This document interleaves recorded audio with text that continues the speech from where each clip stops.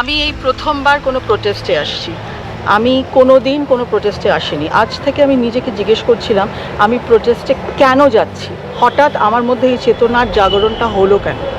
তখন আমার মনে হলো যে আমাদের দেশের যে সিস্টেমটা, এই সিস্টেমটা ইজ রটেন।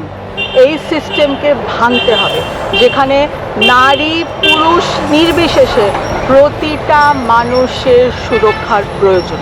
এবং আরেকটা জিনিস আমি বলতে চাই যে যখন মানুষ সিংহাসনে বসে তখন তারা সেই সিংহাসনের অপব্যবহার করে।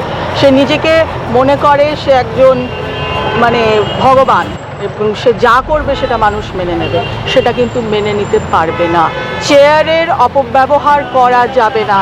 চেয়ারটা আপনাকে দেয়া হয়েছে to perform duties, be it a political party or be it any kind of institution. You cannot misuse the power of your chair.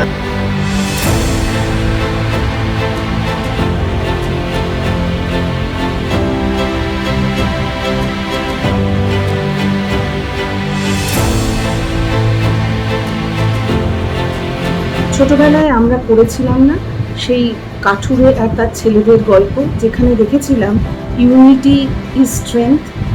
একত্রে একসঙ্গে থাকলে অনেক অসুবিধেই জয় করা যায়। যুদ্ধের সময় তো বড় সেনাবাহিনীই লাগে, তাই না? আজ কিন্তু এরকম একটি সময় চলে এসছে, একটা বদলানোর সময়, একটা কথা জানানোর যে সময়। একত্রিত হয়ে এই সুযোগ হারাবেন না।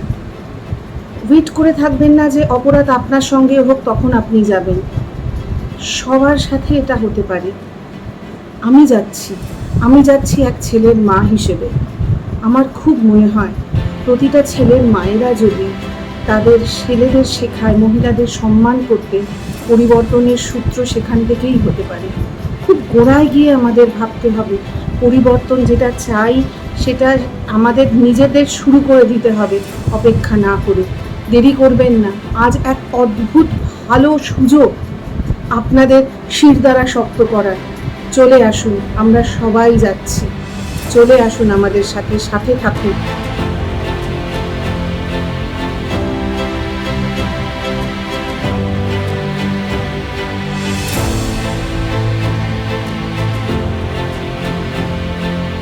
বলছি যে ডাক্তারটা বাচ্চা মেয়ের সঙ্গে যে করেছে ওটা খুব ভুল কাজ করেছে। ওকে আমি আমার দিয়ে বলছি যে ওকে ফাঁসি হওয়াই উচিত। আমি বলছি ওকে ফাঁসি দেওয়াই উচিত আছে। এটা আমি বক্তব্য শেষ করছি।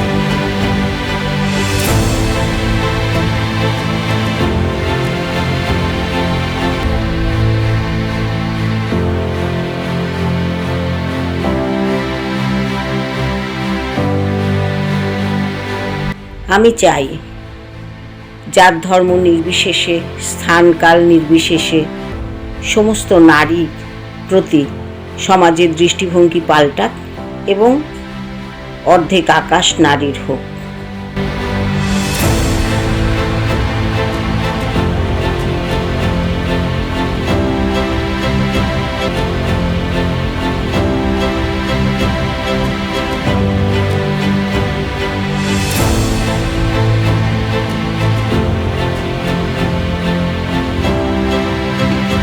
যারা যে এই কাজটা করেছে, অন্যায় করেছে, তাদের শাস্তি চায় এবং ফাঁসি চায়।